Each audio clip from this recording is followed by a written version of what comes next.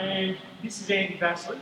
And this is a session that we've been planning for about 6 months. We're pretty excited. This is the first time that Andy and I have presented together live. A little bit of background before we give you a bit of a ground story. I'm from Leopold Primary School currently in Geelong. This is my 20th year teaching PE. This is my 5th time presenting at the ACHPER Conference here. This year for myself has been a massive year, maybe not as massive as this guy here, but I've been to Seattle to present over there and down to Tasmania where I was a keynote speaker down there as well. So it's really cool though, because this is the one that I'm super excited to always come back to, because this is the one that is in my neighbourhood, and that we can make a great reflection, but also build connections. And I know from last year's ACHPER conference, having a lot of people drop in and come and spend the day with me, that this year at Leopold Primary School has been huge. So that's a little bit about me. Now, this guy here you heard from this morning, and we met face-to-face, online last year, and it was a challenge put up by a guy called Kevin Tiller. And it was based along the lines of Do Perfect, and Kevin would do a bit of a challenge and go, can anyone else do that? So some people would do it, put it online, and there'd be a little bit of chat. Well, I threw a basketball off a wall, went over and topping it into the ring. And then this guy comes on and goes, well, can you bounce a golf ball on a golf club 10 times? I'm like, yeah, I got it. I think you got up to about 200 before you press stop on the button. We met in person yesterday.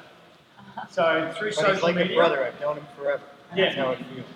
And we've been working intensely since April and May together on quite a few different projects. And this one became really, really accessible when Andy accepted the role of keynote speaker. So I got a goosebump and said, right, we've got to do this together. This will be the time that we can connect. So yeah, literally last night I shared a bed. Didn't share a bed with him. That's how close we are. Ordered a rollaway cot for him.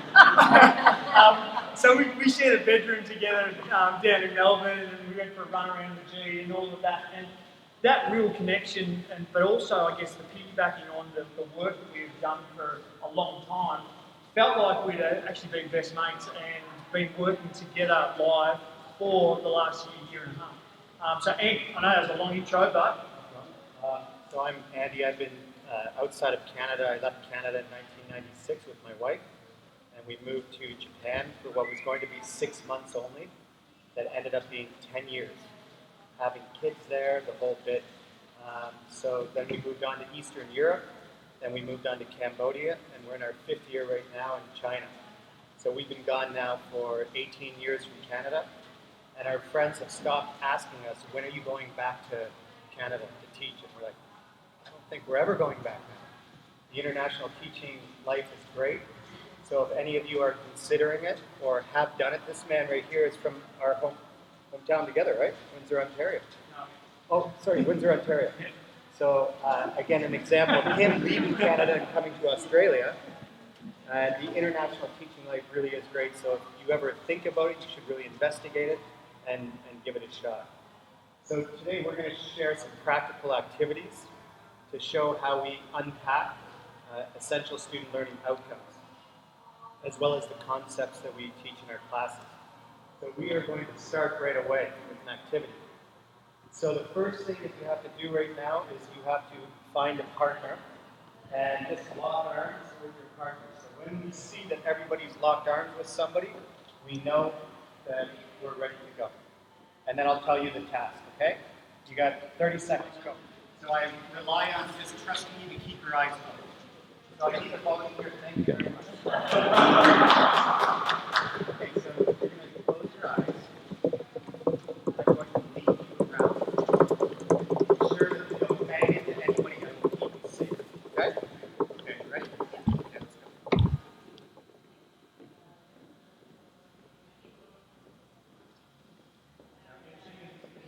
I will stop her, and then we'll continue to move.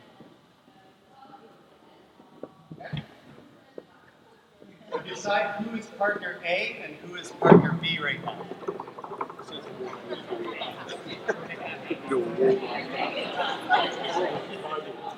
Okay, just have a quick look at the screen right now, because as you go through these activities, you are focusing on this question, just thinking about it in the back of your mind. And it's in order to be successful in these games, what must you be able to show and do? Okay? So just in the back of your mind, just thinking about it as we go through the activities.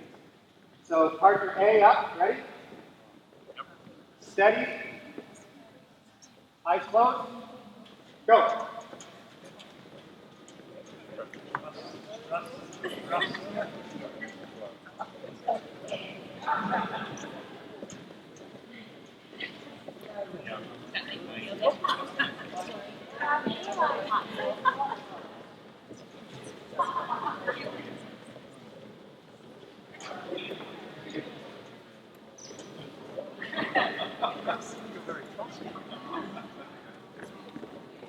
Ready, steady, go.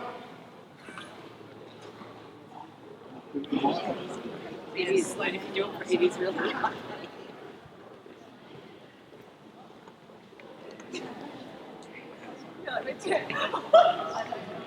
It's almost covered your face.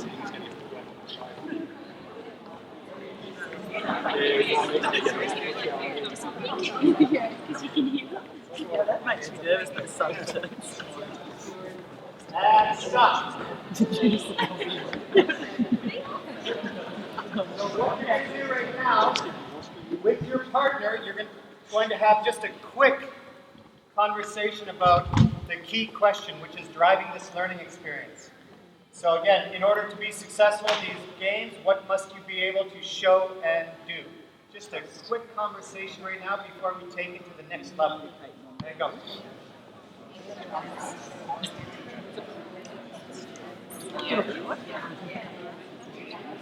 Oh, well.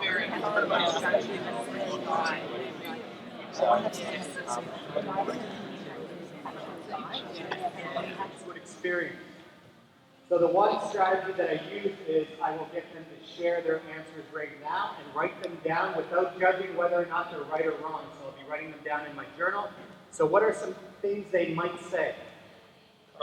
Trust. Communication. Cooperation. Spatial awareness. Teamwork. Confidence. Honesty. Control. Okay? You just fired those out. The students would fire them out at the same speed because they can answer these questions. So that's the first level of the game. It would take no more than 2 minutes to have the conversation and quickly write down some answers. We're not having a discussion about the answers. We're just brainstorming ideas. Next level of the game.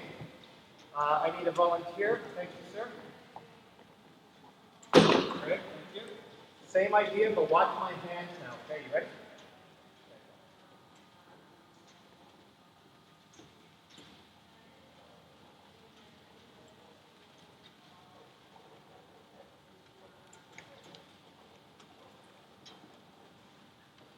Stop.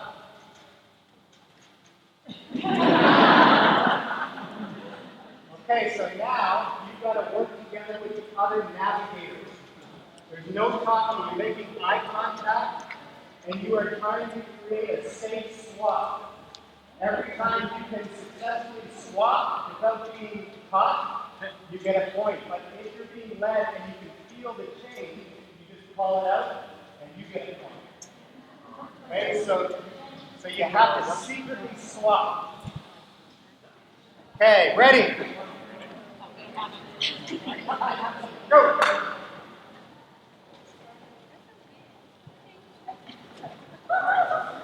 You were the worst navigator. I trusted you.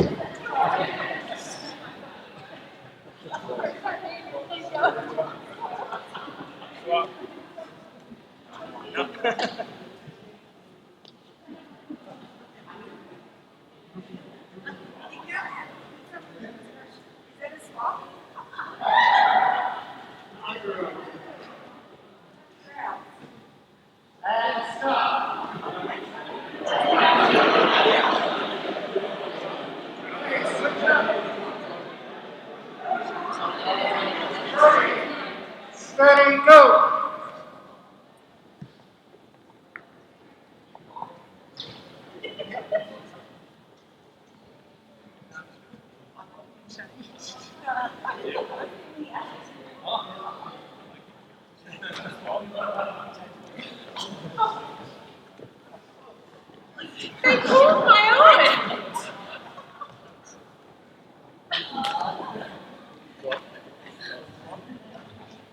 Swap.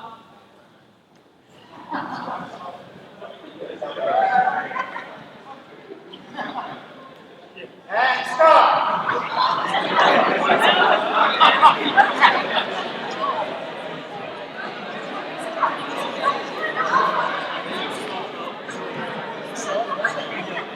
Okay, next level. You are still thinking about the big question, which is what must we be able to know and do in these activities. Next one, hands off. We will extend the boundaries. That's fine. You don't have to stay inside of the rectangle.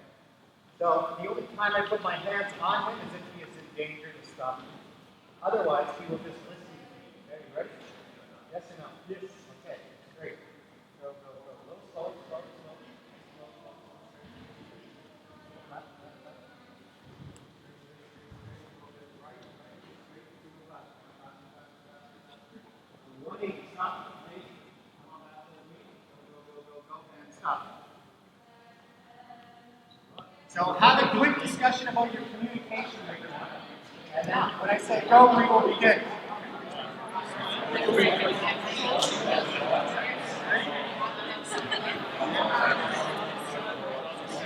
Okay, go!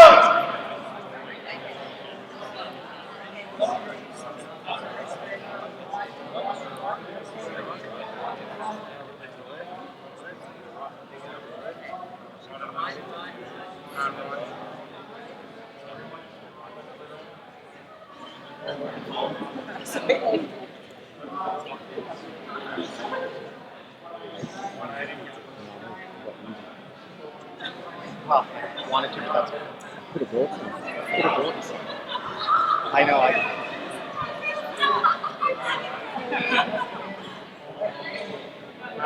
Hey, stop! Slow down! Stay! Ready, and go!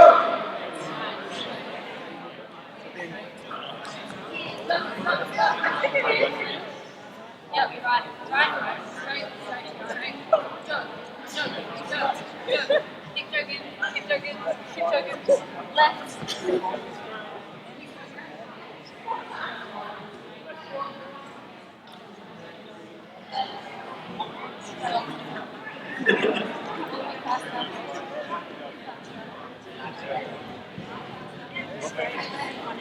And stop!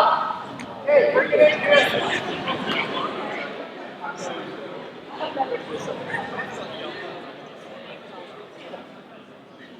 Okay, so now you are going to do one of my favorite things in the history of the world. It's the walk-in talk. So I never get my kids sitting down. I will pose a question like this. We'll do a series of activities, and then they will do a walk-in talk to discuss their answers. So with your partner, you're just going to do a few laps around the gym, talking about the question and coming up with more potential answers. Okay? Good question. So what must we be able to, in order to be successful in these games, what must we be able to show and do? Okay? I'll listen and call you back in to share more answers. Go.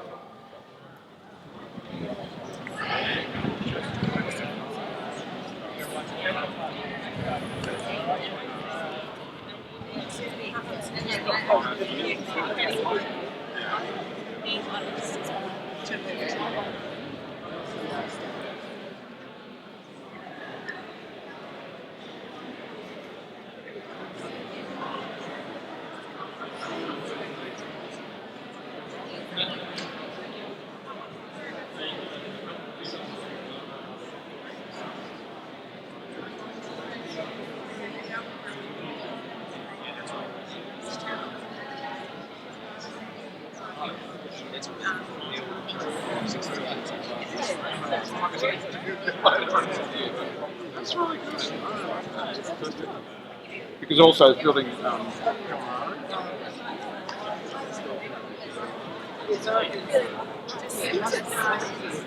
responsibility too.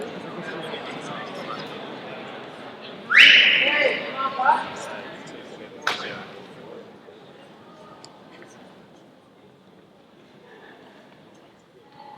So these partner challenges, cooperative activities, you could use any. This could be happening over one class or two classes.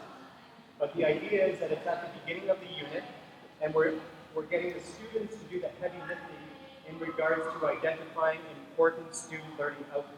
So that's the direction that we're going. I can sit as a teacher and say, okay, in the Adventure Challenge unit, students, you must be able to do this, this, this, and this. But I'm not going to do that. I will create learning situations and ask key questions that will get the students to do the unpacking and to identify what those outcomes are. So you've already gotten a glimpse into this. Another strategy that I will use, potentially right now, you will have done your walk and talk. I'll have sticky notes up. Then you'll just go write your ideas and post them up on the wall. That might be at the end of class, halfway through the class, whatever. And then I capture a picture of it, and then I put it in my journal. Because again, I can write the answers down like I showed you before, or I'll get the students to just use sticky notes. So we've already talked about some of the big ideas, but what would be more ideas that they might come up with? We covered trust, communication, spatial awareness, respect and listening, okay? Safety, responsibility, confidence, take risks, following instructions. So I would be writing all those ideas down. Okay. So let's say that was the second class. We come to the third class. I have a visual up with all of those big ideas up. So the students have identified, we've all agreed that those are important ideas. And the students will tell you, yes, teamwork is important, teamwork is important. Yet just saying that is not enough. We need to unpack what teamwork actually looks like. So now you're going to do the next challenge. Okay? So I'm going to ask you, again, you would have a blindfold on, but in this case, you will just close your eyes. So this rectangle, the big red rectangle, I'm going to ask everybody to spread out around the rectangle and go down on a knee. So do that first.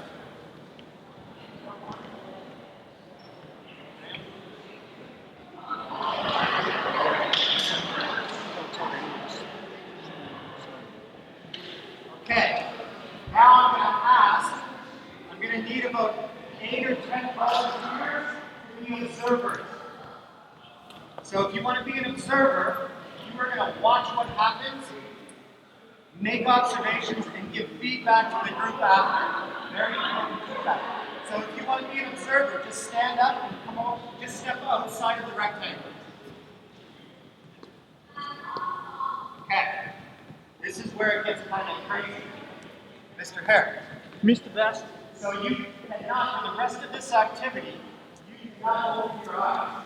You cannot stand. Imagine you're blindfolded. Okay? You've got to crawl into the center, find the rope, untangle the rope, and form a square. I will tell you this, I've never had a class of students not be able to do it. But I have had to let it go for up to 25 minutes. 25 or 30 minutes. And I do so for a reason, because I want to create tension. I want to create conflict. I want to create situations where the students struggle to do this, because they said they understand what those big ideas are. But this is an assessment to assess whether or not they really truly understand the importance of those big ideas. For the sake of time, I'm not going to let it go on and on and on. I'm going to put a timer on, and you're going to have 10 minutes only to get the job done. When the group feels as though that you have made a square, and you say, Mr. Andy, we got it, chances are it's not going to be a square.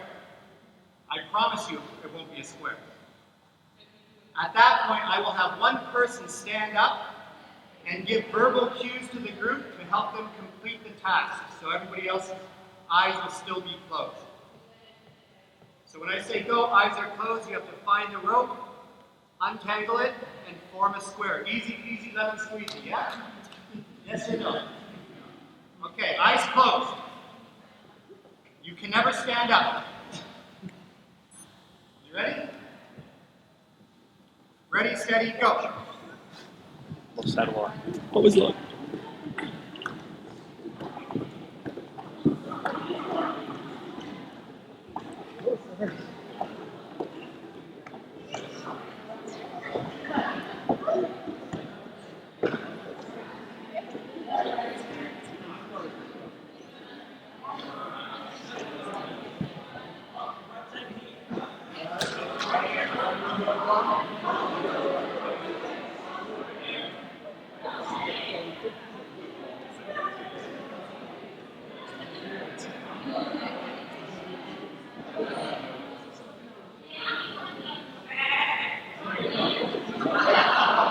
Is someone directing?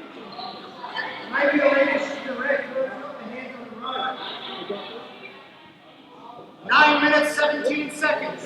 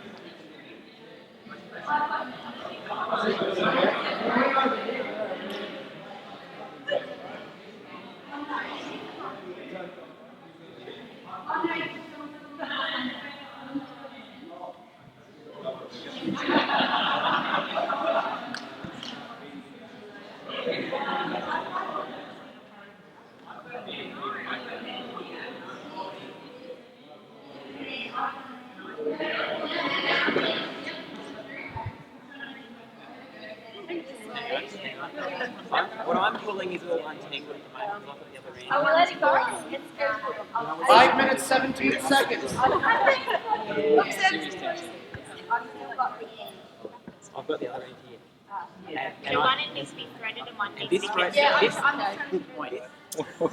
We claim it. I've done We all grabbed it and we all dropped it. Yeah, and then you can hold the So we can just wait for it. I'm just pulling a whole lot back to the end again. 4 minutes, 49 seconds. Okay. Is there one? I'm sorry. Yeah, this is the time. Pull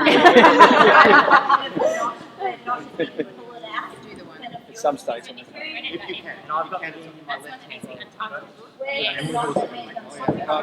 That's right. The other end is right on here. Yes. this So one, yeah, work like that. probably need the same one. Well, how many people? You guys are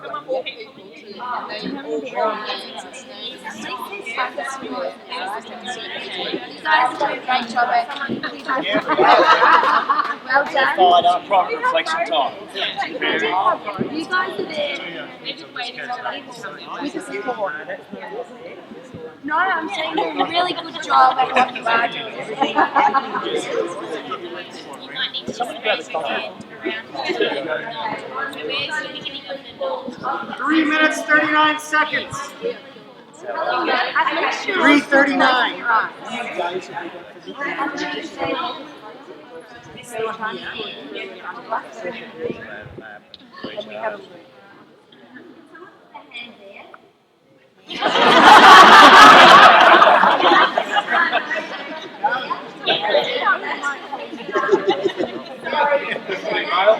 I can't stand up, but you can sit down. We can sit down and leave with so we can roughly figure out. So whoever's on your left must be getting close towards the other end of the gym. So that door.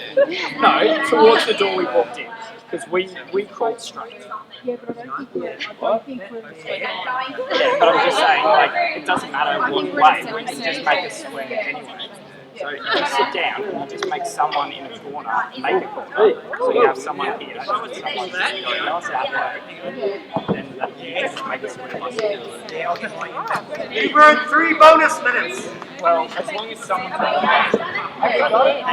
just keep pulling this and come through.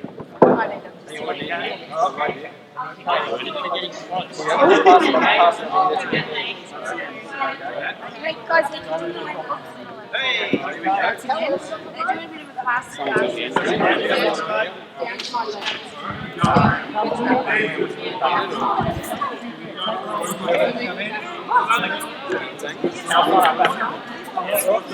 you're in the corner. So is it?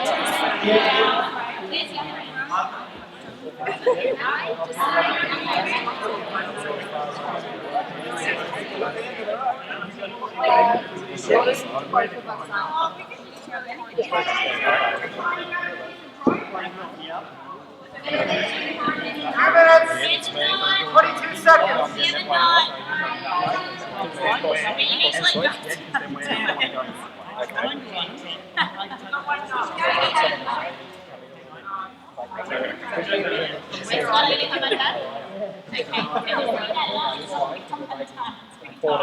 Right next to me. So we're going in this direction. Not too bad. Okay, so we need to go this way. That's Are they the ones tangled? That way. The other end that way. That'll be people are going to be seasick.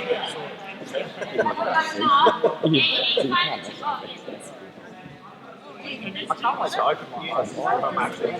Well done.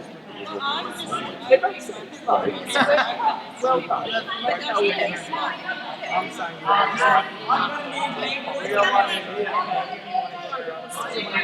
yeah, but now you see the orientation of your L and where your core is. That's the hard one. Well, it could be it could be 90 degrees.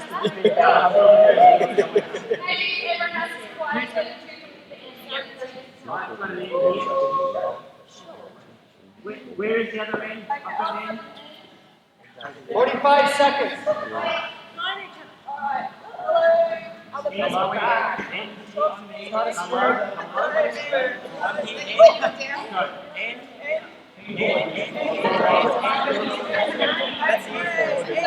I'll make you to a corner. Yes, that's great idea.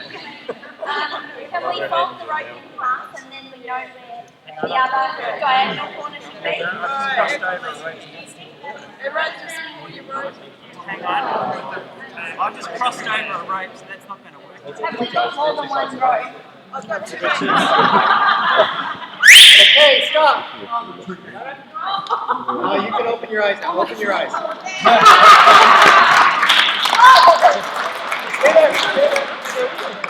Okay. There's your corner. We asked the observers to watch carefully. So we asked the observers to watch carefully, and there was lots of side discussion. So they are now going to share. So if it was my students, I would tell my students we're doing a blindfold activity. If you're not comfortable being blindfolded, you are an observer. Or if there's a student who's sick or whatever, always observing. Okay, so we observed that there were a couple of ringleaders in the group, which was really good. So Ross was very vocal. I'm not sure what your name is. And later on, you guys were sort of the ringleaders of the group. Lots of communication happening. There was lots of trust in the group because everyone kept their eyes shut. Even there's a big bunch of people here that actually didn't get the rope for a very, very long time, but at least, you know, it's great. There's a couple of guys having a conversation with their eyes closed. Still following the game, which was fabulous. At the beginning, I'm not sure what your name is, Simon yelled out, can someone, we need a leader of the group. So that was really good. There was already somebody thinking tactically how we're going to do this. Anyone else want to share their observations? We like that you guys. Yeah, can we do that now? Yeah. Was nowhere near but then at the end you were the ones who were involved in getting it. People had terms of being passive and being involved. But what was awesome was that at the end everyone actually was involved. So people had different times of being passive and waiting for instructions, but at the end everyone became involved at some point. So they all contributed. It seems like people were involved in a tactile sense first before they realised, oh, we can actually use our voice. And then that made the communication so much better when they actually found out that somebody had moved where the rope were and actually put it over there. But the people who first came across it didn't tell everybody else. So, So once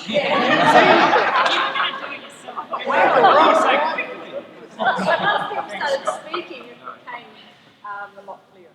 But also the group that weren't near the rope, it was really good. There was a conversation that you started over here. Well, you're sort of saying, well, you're next to me and you're next to me on that side, and are we in a line? So almost being proactive. Being proactive.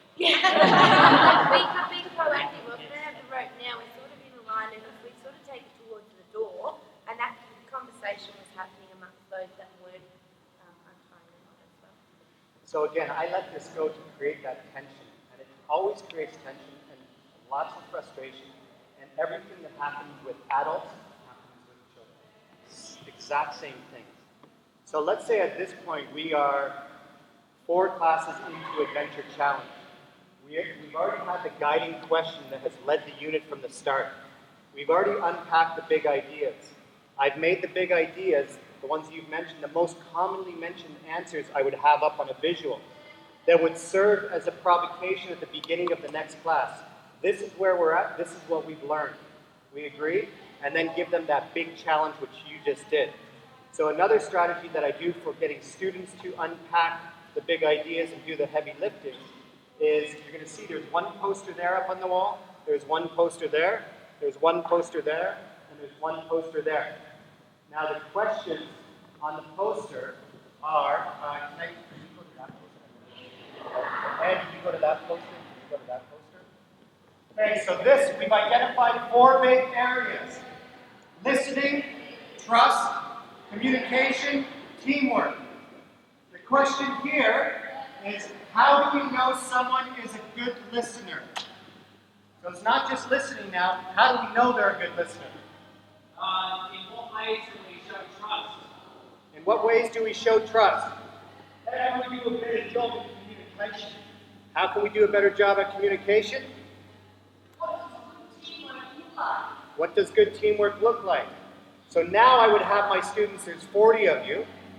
My class would be about 22, but my class would divide up into 4 groups. One would go there, one would go there, one would go there, one would go there. And then the students begin to brainstorm and write down answers to those key questions. So we started out with that one key question, we now have 4 that are breaking down the big ideas.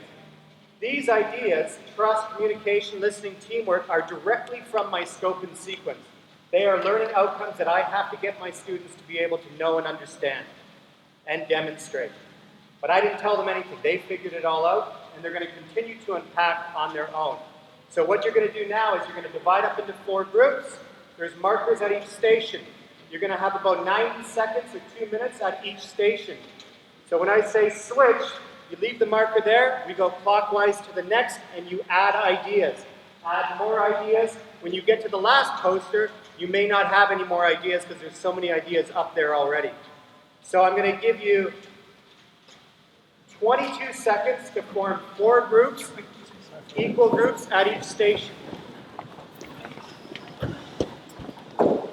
And begin.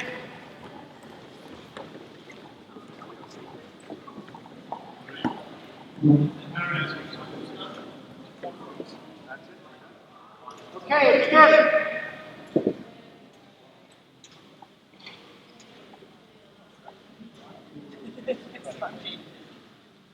Neat enough where you can see the ideas, then I will use the student posters for the rest of the unit. So now those posters stay up for the rest of the unit. And they are clearly outlining the important student learning outcomes and unpacking those outcomes. Or I could have a journal, 2 pages, question 1, question 2, question 3, question 4. Each student would have this, and then they would unpack during the unit. I would give them time. So I just wanted to show you 2 different ways. The last thing that I want to show you is the idea of goal setting. So not only are we unpacking the big ideas, this is what I would have the students do. So you're going to do a gallery walk now. And you're going to walk and you're going to look at all of the answers. 2 minutes only. And then I want you to begin to think about when you were a student, looking back in time. And begin to gravitate towards one of the posters that would have challenged you the most. Was it listening? Was it communication? Was it trust? Or was it teamwork? So in about between 2 to 3 minutes, people will be the poster you ultimately stand in front would be the area that gave you most difficulty when you were a student. And this is a strategy that I use for getting kids to identify goals. So then whatever you're standing in front of, that will become your goal for the rest of the unit, and all written reflection will relate to that goal. Great evidence for me to have. They identify the goal. They're going to know what they struggle with, and then they begin to do written reflections. So 2-minute gallery walk and begin to gravitate towards an area that would have challenged you.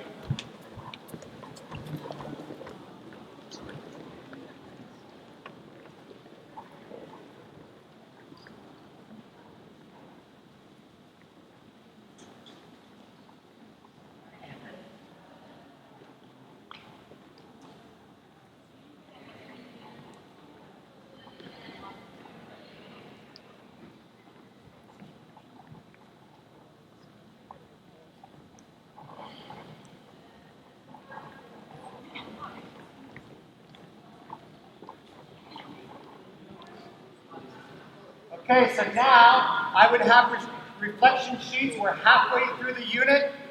You've identified a goal. Now all of your reflections for the rest of the unit will be related specifically to that goal. And you have guidelines right there. You have strategies that the students have created that will help lead you through the unit and give you ideas and things that you can work on.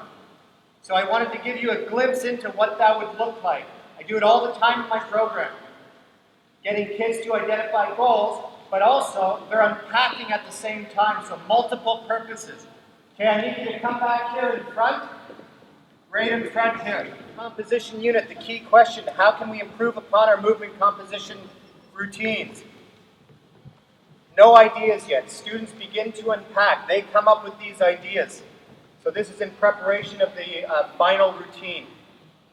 Ask for feedback, memorize our parts, better our timing, put more energy and effort into it.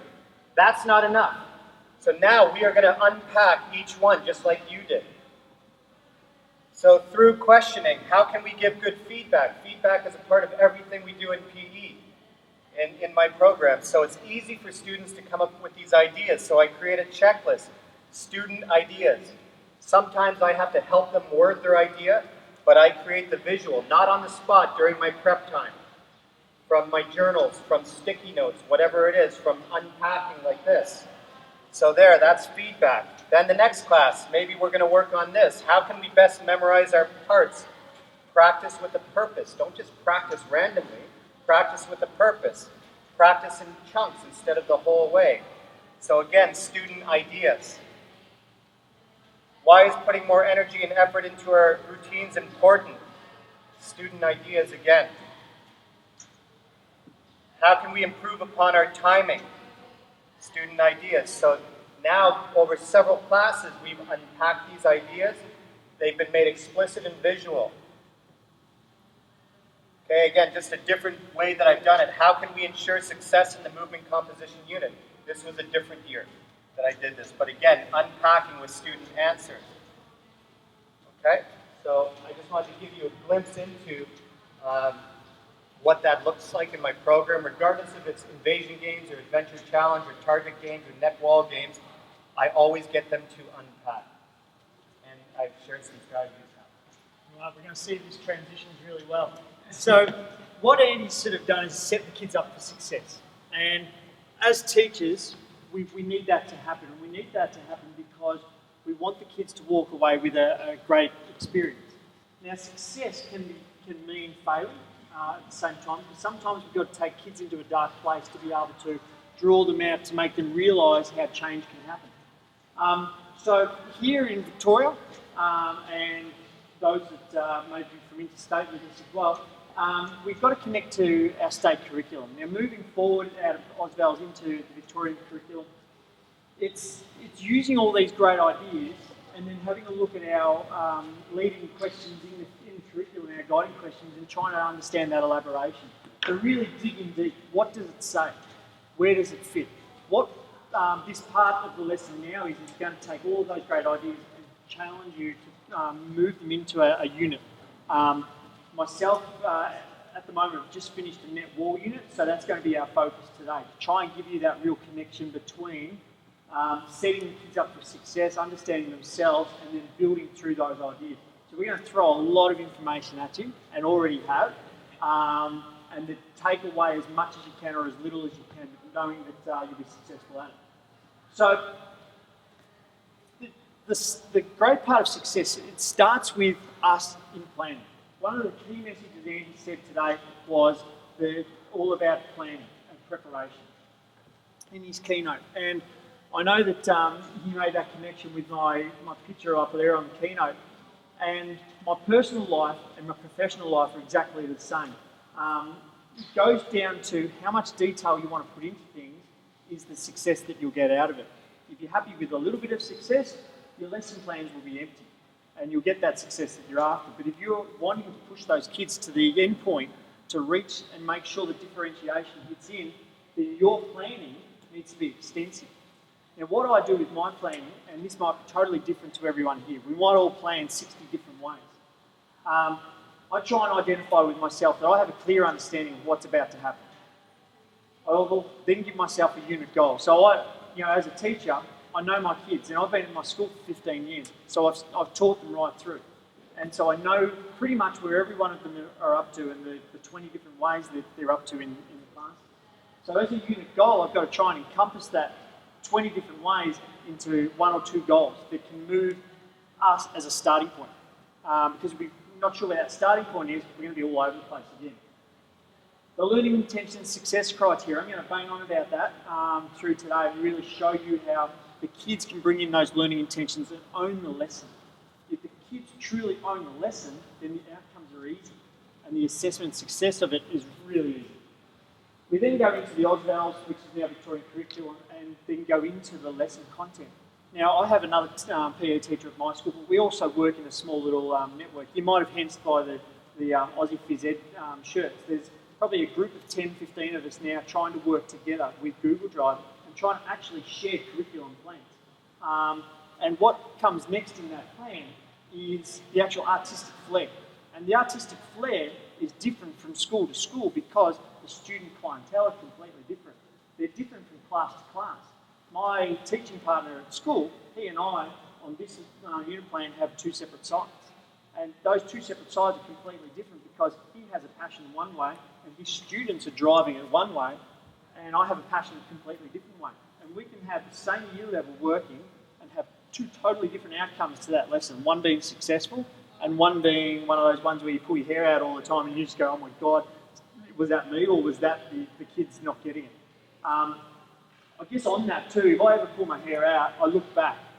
One of the best things I did through the year was use the Plickers cards.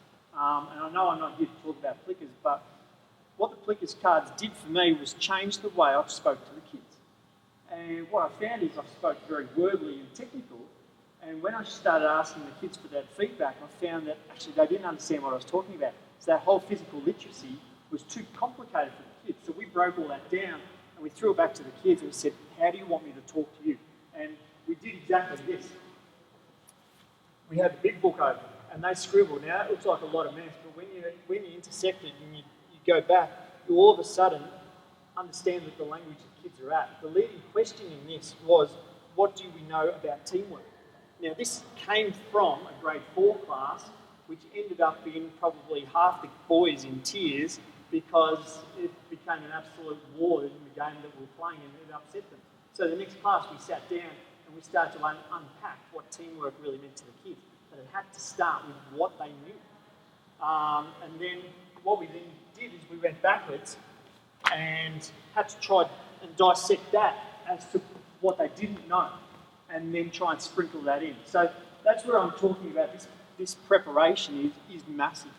And it's something that I'll spend a whole week, 2 weeks working on one unit plan to make sure that I have it the way I need it, but also then work with those kids so it's a live thing and working backwards and forwards and really trying to connect it. All right, so we're going to work on an activity in a minute. Mr. Andy, you're going to do this one. Okay, so very quickly, you're going to line up shoulder to shoulder. Okay, we'll say across this orange line right here, shoulder to shoulder. Years of experience teaching, you're not allowed to talk. So if you're a newbie, you'll be down at this end. If you're a 47-year veteran, you're down on that end, shoulder to shoulder. Go. What do you want me to do, sorry? Okay, we're going to quickly get you to say your number now. Yeah, you go for it, mate. 0. Oh, yeah. Promote it.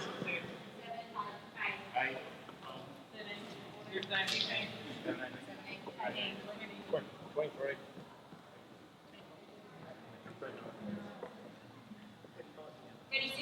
Okay, I'm sorry, 33. How many? 57. Okay. All right. So we're going to break into groups of 4.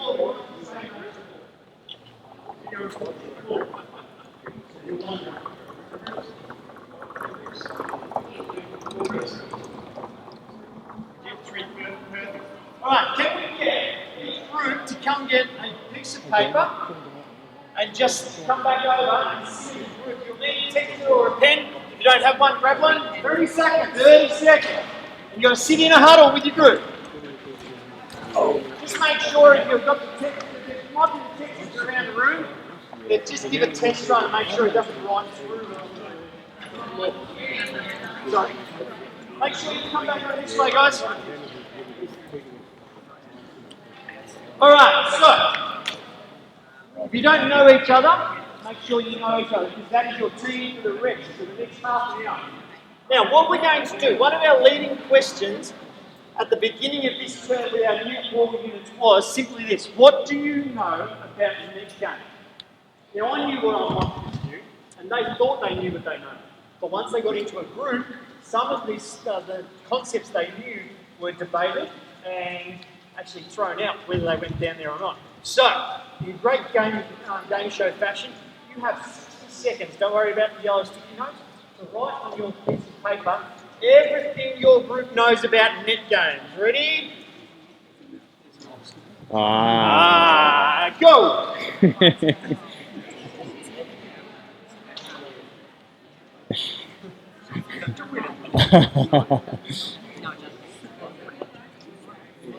It's all becoming clear.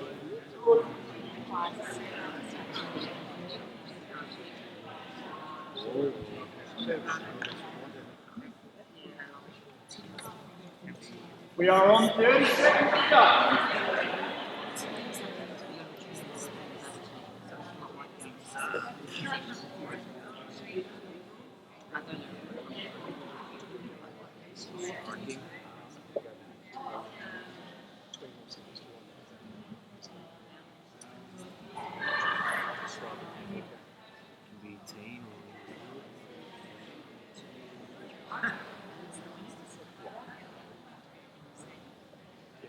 Two, one, and stop there.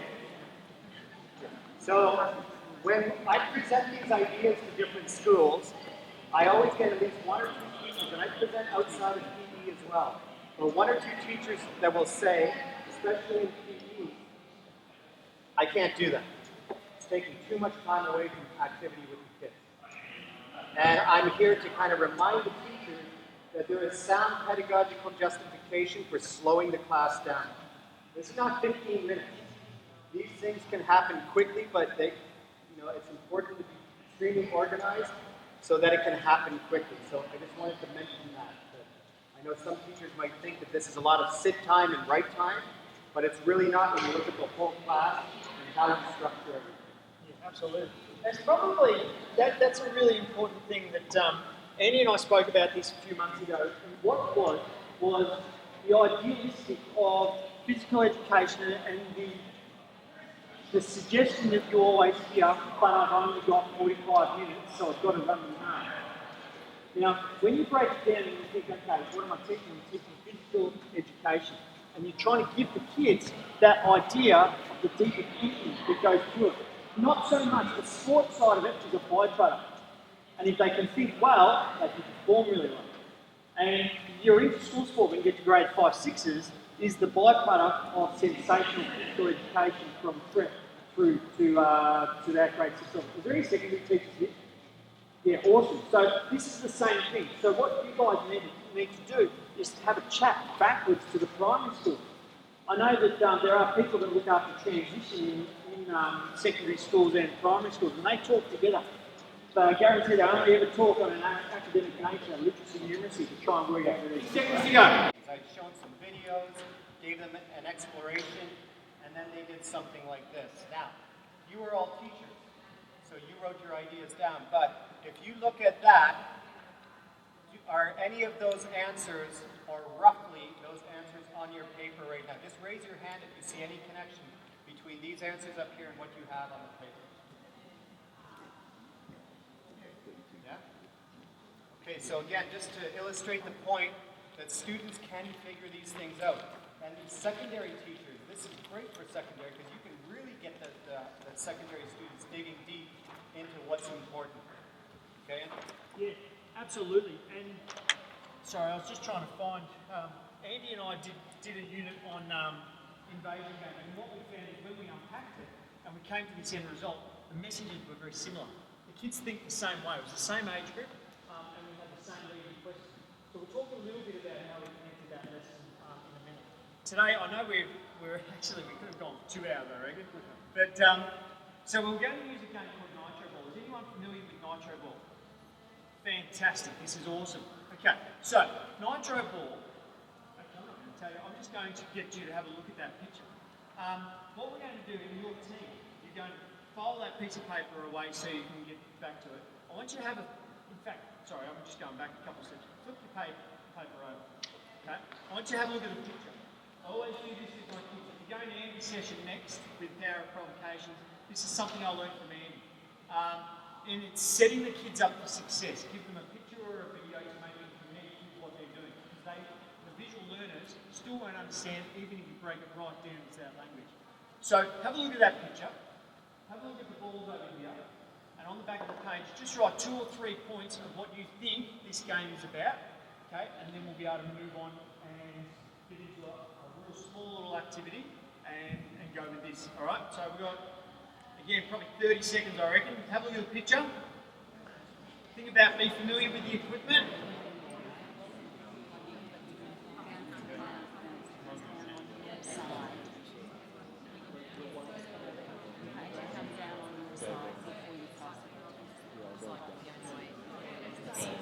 it's hitting, it's hitting passing that down. Alright. Who's got one idea? Who's got only got one idea? That's cool. Okay, hand up if you got two ideas. Hand up if you had one idea. Hand up if you had two. We had two. Yep, that's okay. Hand up if you got no idea. Absolutely zero. Good, so we've got a starting point. Okay, so what I love to do is I don't teach traditional sports. I try and mix it up with stuff like this. I'll find a catalogue, or see on YouTube, or find it in Do Perfect, and actually make it fit in. So what we're going to do is we're going to break through our small teams. So in roots of floor, we'll probably have to go, I think I've got 10 here. I've got 10 balls over here. I want you to break into the roots of floor, and for 5 minutes, I want you to play a game that you're actually making the rules up, that you're believing it's following that same idea, based on the values of what you have on the other side of your net games. Okay? 5 minutes starts now. So let's spread out. Take your page with you. Come on, move people. Take your page with you. That is your map.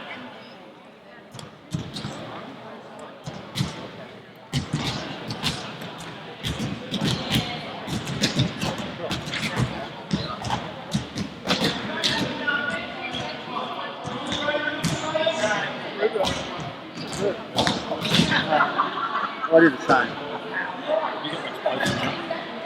Yeah, absolutely. So, we know, as Victorians, that we should be setting ourselves up for success with learning intentions. Hands up to you with learning intentions in PE class. Good. So that drives the kids to success. Now, the learning intent comes out of those mind maps.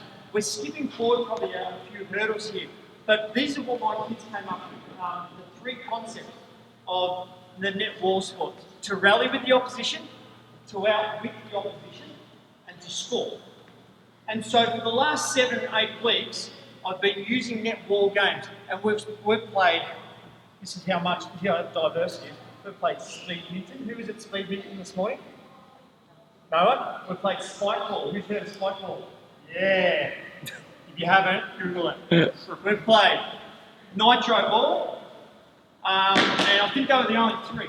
And we started to interlink it right through. Now, my last couple of lessons, I really wanted to open up, and almost like a great, well-bred sprinter, I wanted the kids to show me what they were coming out of it. So they knew that we drove the lesson with those 3. But all of a sudden, I just opened up the shed and I said, these are your 3 learning intentions. You show me today what you're doing. And they needed to create a game. They needed to make sure that the game, they were able to rally, they were able to outwit, and they were able to score. You can see those 3 are set up in that order.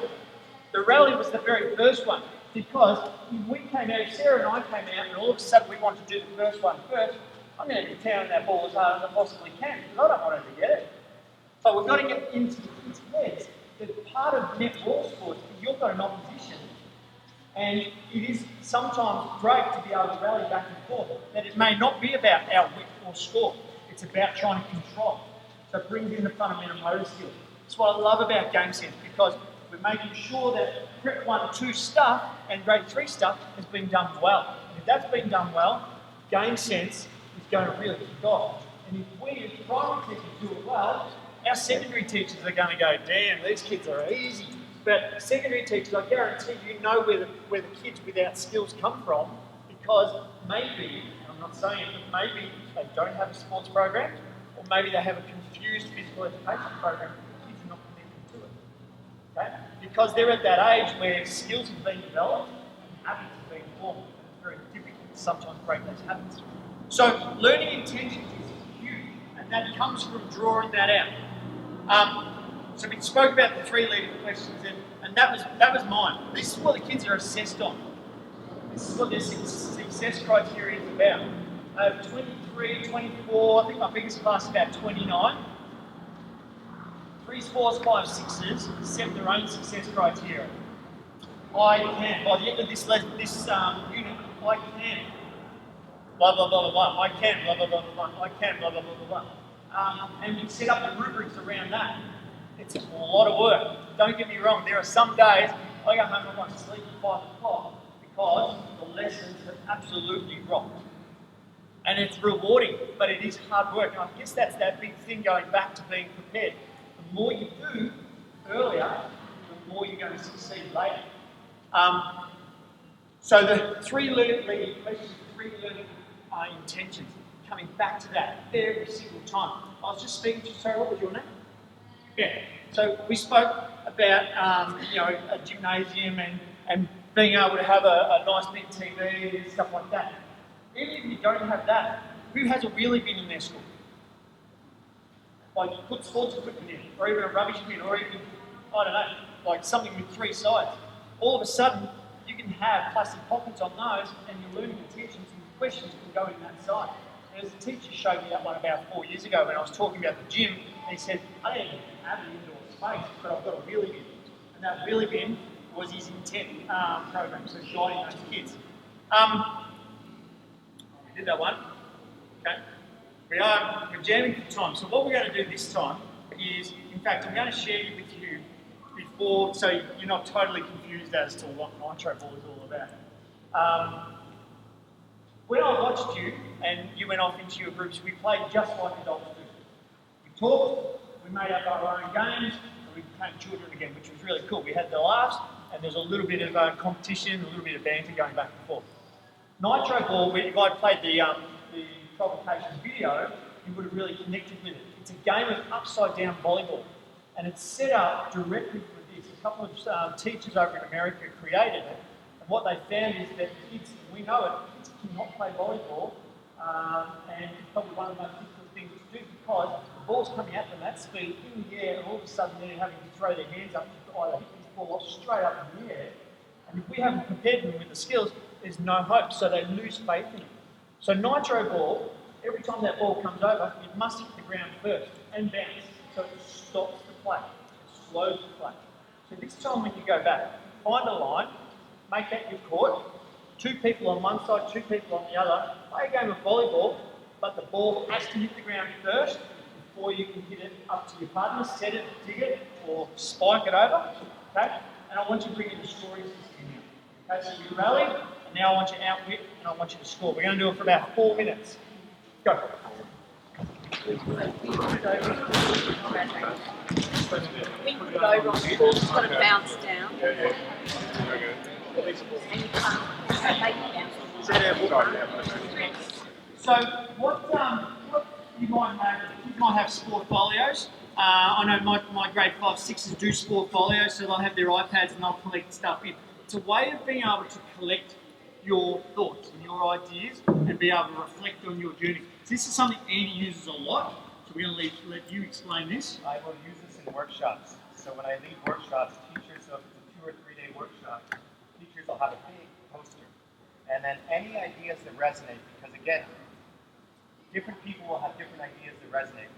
So at any time during the workshop, they don't have to ask her if it's a discussion, they can just walk over and write their ideas down while it's in their head still. So for you, this is for any big ideas that have resonated with you in this session.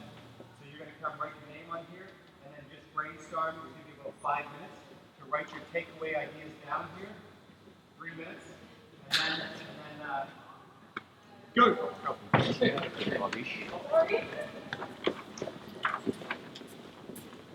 What we would do then as teachers at a full day conference, we would go a bit slower again and really go a lot of time there. Those projects would be share and share, get some ideas from other people, get some email addresses down. Everyone needs a buddy. And I spoke about this as well. I ran a network meeting down in Geelong on Monday. And we said you're a lone ranger, your job by the end of the ACHPER conference is to find a buddy. Whether it be on social media, whether it be someone you're sitting next to, whether it be taking a business card and contacting someone at a later date. It doesn't help with your learning. Right, so the last thing is, for me, at the conclusion of my class, how do my kids leave? Do they get up and take off? Sometimes they have, because you do run out of time. This is not this doesn't happen every single class, but I'm probably hitting about 3/4 of my classes a week because things happen. So when we exit, one of the last things we do, maybe a challenge activity, so to tie it all in for the day. One of the big things I do is I take a question, I hand it to 3 students. They sit in a group, they hold the question, they ask the question and answer the question. Or they ask the question and someone else answers the question. So they all get a voice. Questions are quite simple. What are you doing differently from last week? Who did you play with today? What skills are you working on? Tell me about the best part of your PE class. Can you teach me something you've learned today? So there are things to make the kids really connect with what they've done. The very last one is something that we adapted from an idea that Sean here spoke to us on. We ran a podcast. We ran a podcast last week, and it was really cool, innovative stuff that you have in your class. And Sean spoke to us about using the tap-out system, and basically what it was it had a list of values that the students identified and they knew. So this is not a one-off, this is a sequential base, and the kids understood it. And what the kids did at the end of the day, before leaving the gym, they went and tapped on the page that they thought that they worked at. So we gave them one last chance to go, that's where I was today. These ones are set up as to do with learning intentions. We then also, Aaron and I went ahead and made some, more so Aaron, went ahead and made some more, which were around values.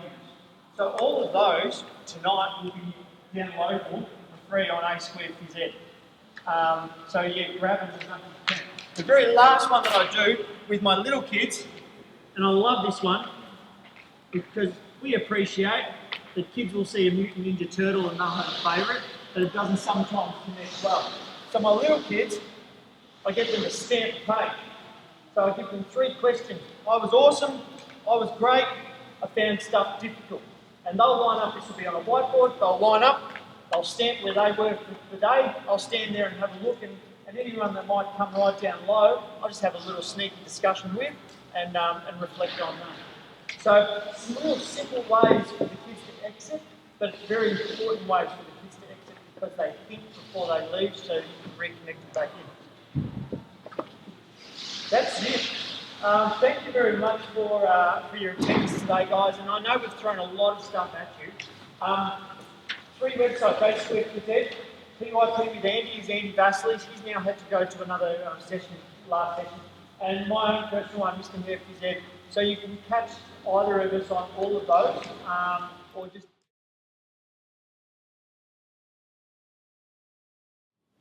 Strength. Perseverance. Perseverance. Speed. Determination. Determination. Resilience. Passion. Practice. Hard work. Joy. Drive. Okay, good. So again, that would take maybe 2 minutes only because they're just sharing their answers. To me, again, the immersion phase of the unit must strive to always create powerful emotional hooks in our teaching. And this is rooted in research. And when we have them emotionally committed and connected, they will learn. So that's my goal whenever I use provocations, to create that hook. And again, Hattie sums up just how critical these hooks are when he says that we need to put students in a receptive frame of mind to focus their attention on the lessons and units in order to share important learning intentions. So ultimately, they are doing the digging and the heavy lifting. And I'm trying to draw answers out from them. And once we have those hooks, digging deeper. Now to me, if I had to sum up what athletics meant to me, maybe you see it differently, but for me, it's all about personal excellence, resilience, goal setting, those big ideas. So I need to make sure that the students understand this, and I will not move forward in the unit until I have created provocations, asked the right questions, that every student understands the idea of resilience and personal excellence. athletics, we've all taught athletics. We know that some kids are very disengaged. They don't think they're fast enough, they don't think they're strong enough, and they're petrified. They will line up in races right away. Instead of looking down towards the finish line, they will be looking and already knowing if there's 7 kids, they've already figured out I'm going to finish 5th. They know. So for me, in athletics, if I'm going to establish the idea that personal excellence and resilience is key, then I need to get them to understand that they're not comparing themselves against others, to kind of set the tone for the unit. So resilience was the big one for me. Some of the students would have come up with the idea of never giving up, but I can't risk that only 30% understand that. I need to ensure that 100% of the students understand that. So I knew that I was going to show the next provocation in the video. So I'm going to give you a little backstory into this video. So it's the Derek Redmond story. Has anybody heard of Derek Redmond? Okay. So he's in 1988, he was one of the world's best 400-meter sprinters, and he was favored to medal in the Seoul Olympics. He goes to Seoul, and before his first event, in the warm-ups, he ripped his leg apart, out right away, didn't take part in an event, went back to the UK, went through rehab, re-qualified for the Olympic team, and was once again favored to win the 400 meters and medal in it. So I tell the students that, just to give them some backstory.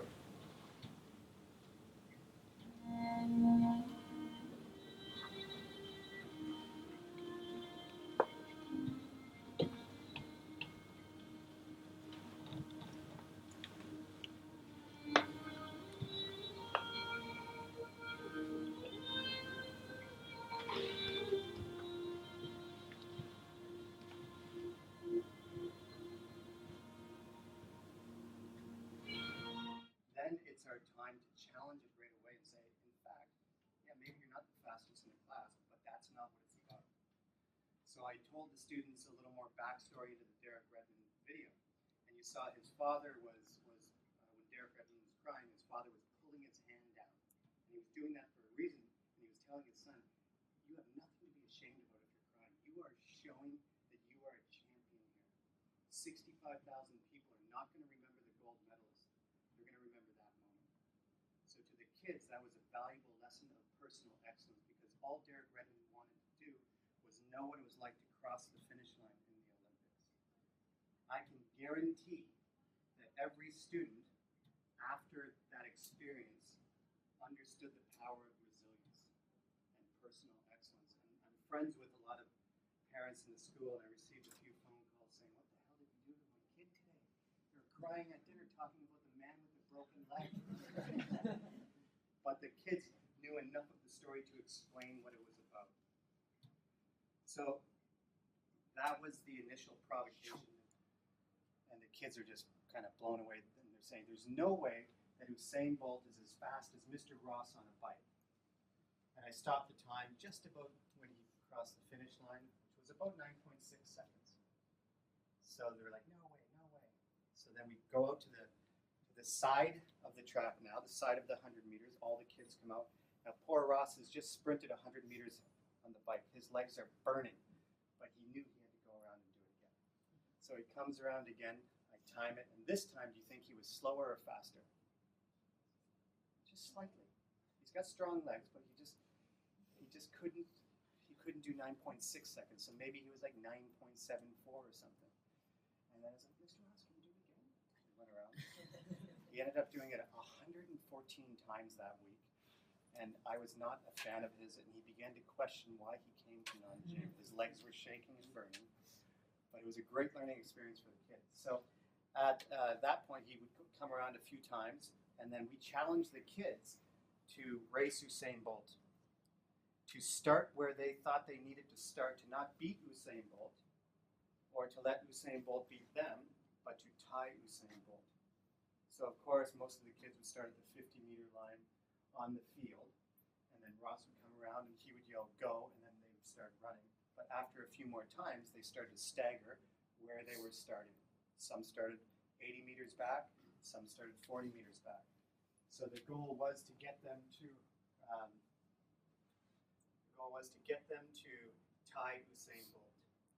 So now we're going to show you a video of what that experience looked like.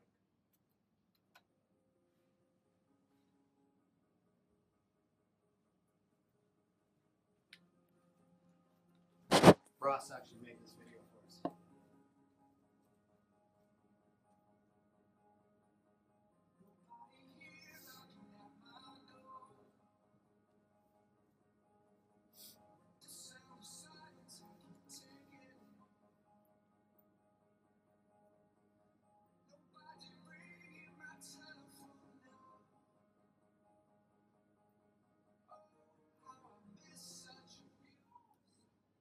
Here they come. Here they come. Here they come.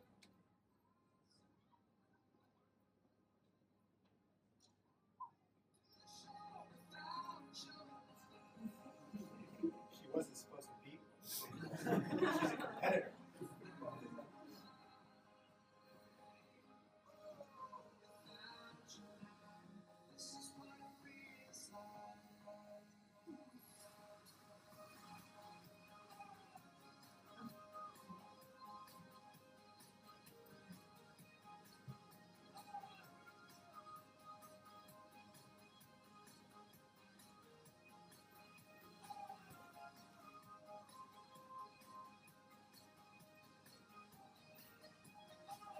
So that was a glimpse into that first lesson. So the beginning of the second lesson, okay, I recorded all the student ideas. In the beginning of the second lesson, before the beginning of the second lesson, I took the most, I guess the most commonly mentioned answers, and then I created this visual. So now at the beginning of the second class, this visual served as a provocation, okay? And those are all student ideas. Those were the ideas, and all of you came up with the same ideas as adults. So the kids can do it if we use the right provocations and the right question. So we look at all these, okay? So we quickly went over these ideas. We gave the kids a chance to add some new ideas if they thought of something. And we knew that the kids would want to work on sprinting. So we prepared the second lesson to be all about sprinting. And the key question was, what are the ingredients for success in sprinting? So we used this Usain Bolt video. I'm just going to talk over it. A great video. Beginning of the class, the kids, this took about 12 or 15 minutes. The kids had assessment sheets. And then we broke down the key ingredients for success in sprinting, starting with the feet, Usain Bolt's feet. Kids were amazed that the heels weren't touching the ground. We knew that when they went outside, they'd be running on their tiptoes. That's okay. We were going to address that. So we started at the feet and we worked our way up. Knees, hips, shoulders, arms, head. So this is a great video. So the kids were breaking down the key ingredients for success in sprinting and having a discussion about it. 12 to 15 minutes of the class, maybe closer to 20. And I get teachers that say, I can't do that. I can't use all of that time. The kids won't be active. And I completely disagree. I said in the last session, there's sound pedagogical justification for slowing the class down. This is important learning. So after we had broken it down, we had these assessment sheets ready. They actually had a copy of these assessment sheets. So they were required to draw in the ingredients for success in sprinting. So the head, the arms, the legs, the feet, and running in a straight line. So they could write what they wanted on there, but the big idea was to break it down. So then we went outside. We timed them in the 100 meters, and then you partnered up. So if you and I are partners, you give me your sheet, I give you mine, and then I watch you sprint. So we've already broken down sprinting, so I can now give you feedback, and it's on your sheet. You've already broken it down. So I watch you sprint, we take turns going back and forth, and we give each other peer feedback. So by the end of the second class, the kids already knew the value of peer feedback. That was established right from the start. So we were able to really move forward in the unit, integrating peer feedback into everything that we do. Then the kids came up with a target time that they wanted to run the 100 meters in by the end. the unit. So that was the second class. At the beginning of the third class now, I took that initial visual, which was the launch point for the unit. Okay, you saw that in the beginning of the second class. Big poster-sized paper, probably about this big. Took a photo of it, took out a blank piece of paper, and pasted that visual onto the middle of the blank visual, and then using these ideas here, I drew out the essential student learning outcomes from my scope and sequence. So what I'm actually required to get them to do. I visit a lot of schools, I see a lot of PE programs, I see a lot of great teachers, I see a lot of great teachers who make learning outcomes visual, but it's in teacher-friendly language. So right away, I've got to give them feedback on that. There's no point to put a document up on the wall that the kids will not understand. So I essentially take the outcomes and then I break them down into kid-friendly language. So now this is up there, but the great thing is the launch point started here with the Derek Redmond video and the Olympic video. Student ideas. Then I extrapolated, drew out the essential student learning outcomes from my scope and sequence in a checklist form in student-friendly language. I included this and this to emphasize personal excellence. So I included it 2 times because I really wanted to drive that home. So now that is up for the unit. That's directing the learning. So that served as a provocation at the beginning of the third class. Grade 4 or 5, look at the difference in learning outcomes. So you can see that there's greater demands on them, but it's still in language that they can understand. So again, these become great student management tools because they're up at the beginning of class. So if you are letting kids explore and to go off and try things on their own or in groups, they're going to screw around, some of them. All I have to do as a teacher is say, come here, tell me what you're working on. They don't say anything, they look at you, I'm sorry, Mr. Andy. Okay, well, what are you going to work on now? It requires very little discussion because the direction is there. So I use these visuals as well as provocations, but student management tools. So that is a glimpse into the immersion phase of the unit, using different provocations. Only to help brainstorm possible provocations. And it was created by a great design thinking company called Notosh. Both Ross and I know the CEO of Notosh. He's a world-renowned design thinking consultant. He knows that I'm presenting this. He's happy that I'm presenting it, but he makes it very clear.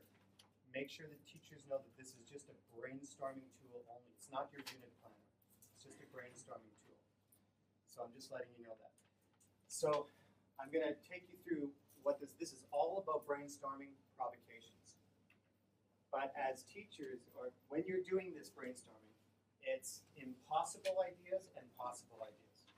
That's huge when you're brainstorming. Even if it's not possible, you're still writing the idea down.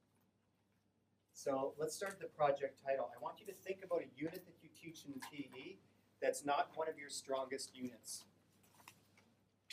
Maybe it's not a very good unit at all. Maybe it's an okay unit, but it's a weaker unit. So identify what that unit might be and just write it in. Okay? And you can just put your pencils down because you don't need them again for the next 7 minutes.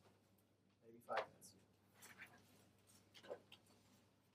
Okay, so imagine you're planning with your department a unit. It's a month in advance, 2 weeks in advance, whenever it is.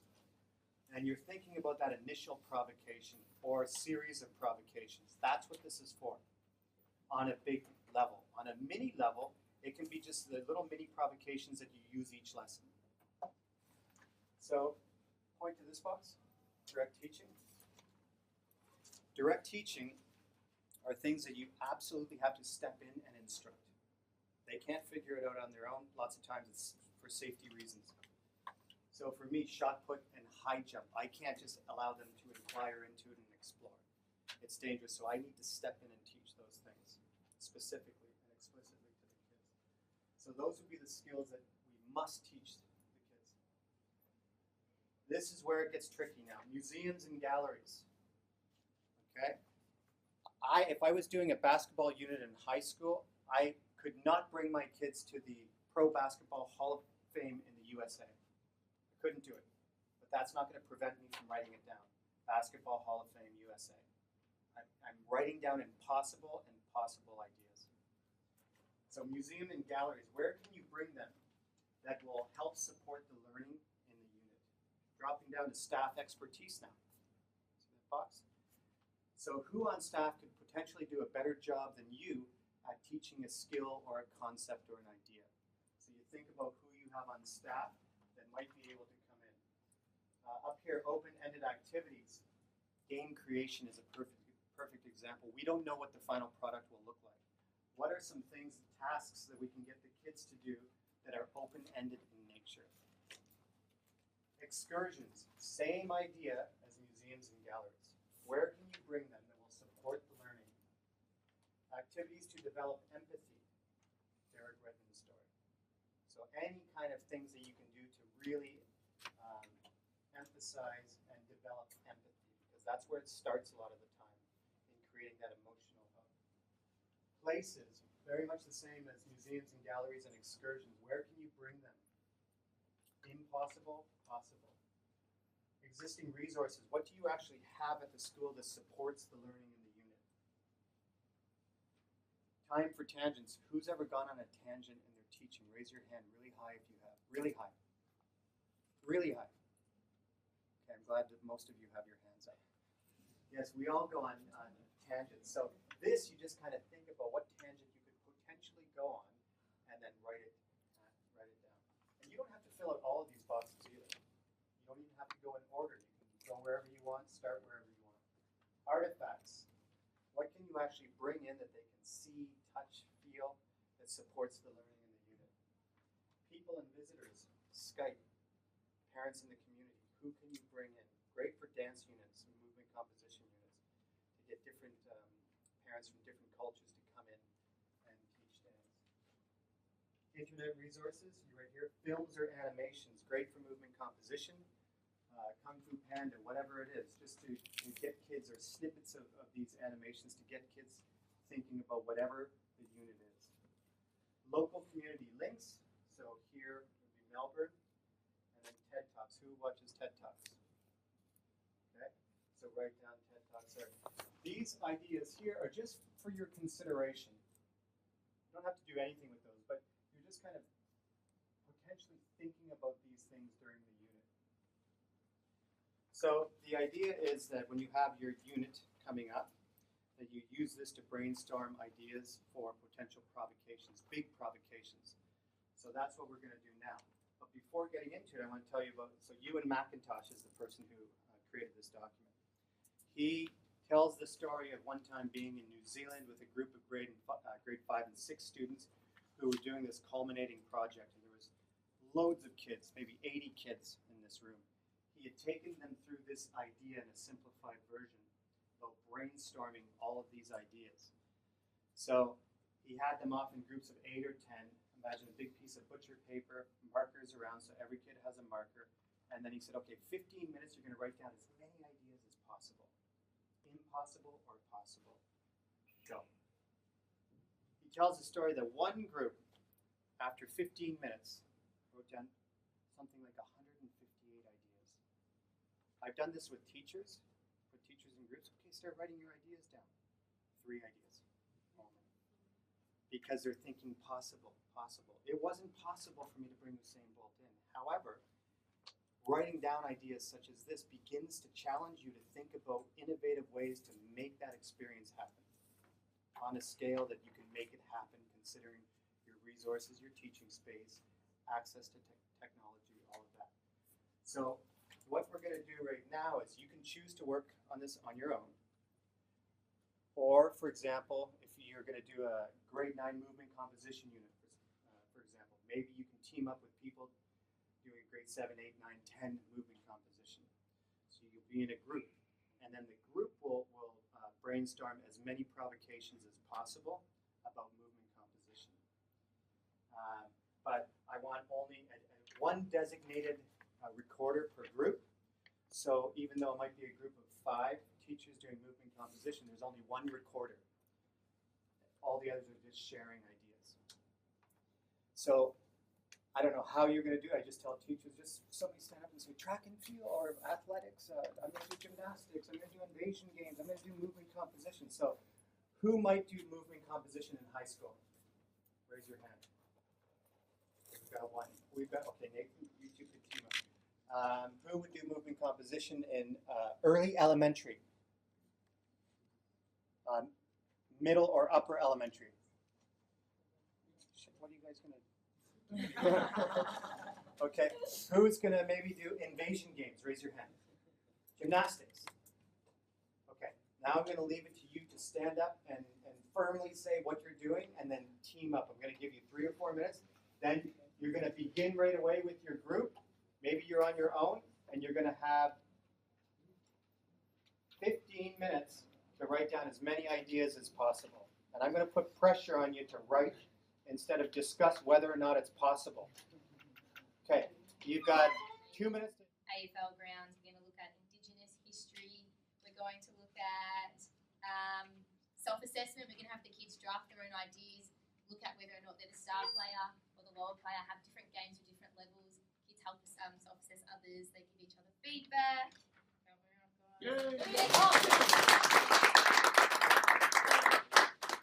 Sorry, Andy got excited because he saw the MCG for the first time. So you can connect. Sorry, what is it, John Brown? Yes. Okay, starting here, 30 seconds. Are we ready? Pass? Okay. Okay, ready, steady, go. What does it take to do a successful flash mob? So we talked about getting a group of students, and the question is how to create surprise and entertainment. So our provocation was that there'd be, say, older kids in a group and then younger kids, and you might be working with younger kids, and the older kids do the flash mob on the younger kids, and then they have to come up with what a flash mob for their teacher or something like that.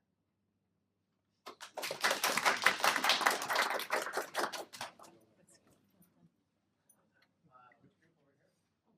Okay, ready, steady, go. How do you get selected as a member of the Australian cricket team? And we decided our provocation would be Elise Perry, who is the Australian women's captain. And she's gone through school, club, then she's chosen between soccer and cricket. So how did she eventually make that choice to go into cricket?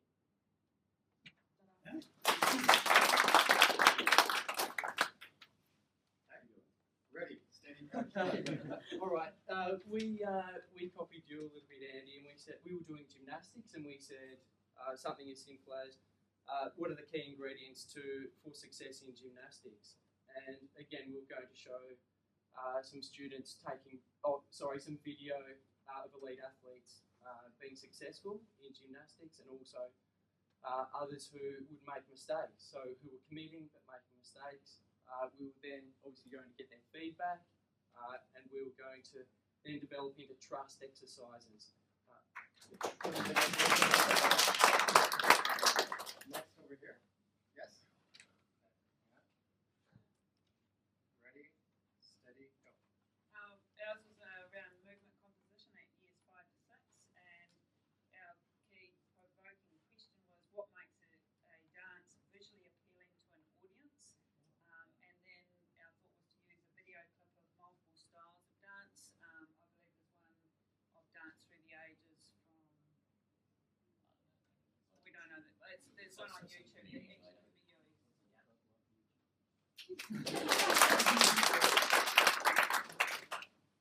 Ready, steady, go.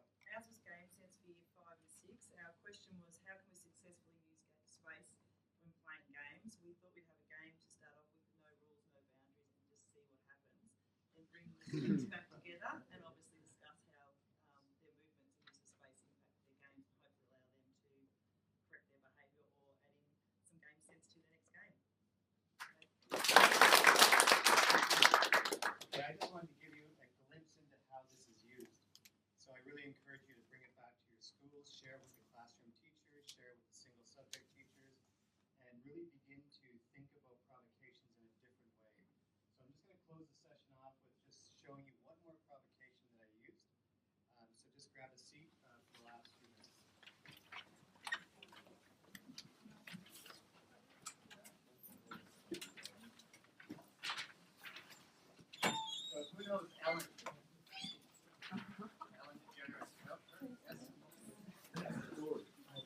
this was a grade 2 unit that was being integrated. I was integrating as PE in with the class unit.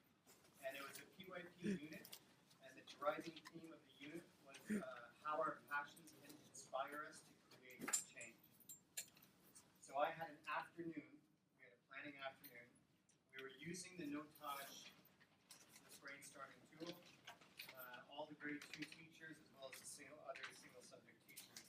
And we're sharing some ideas, and then I remember a blog that I had written. My 2 boys, Eli and Ty, love hip hop, so they're always looking at hip hop videos on YouTube. We were in Phuket, Thailand a couple summers ago, and they're like, "Hey Pops, you gotta watch this video, it's amazing." So I watched the video and I'm blown away by it, and I blog on this person you're going to see, and this person is on Twitter. So I tagged the person and included the link, and they got in touch with me. Thank you for sharing what I love doing. So I'll just use that as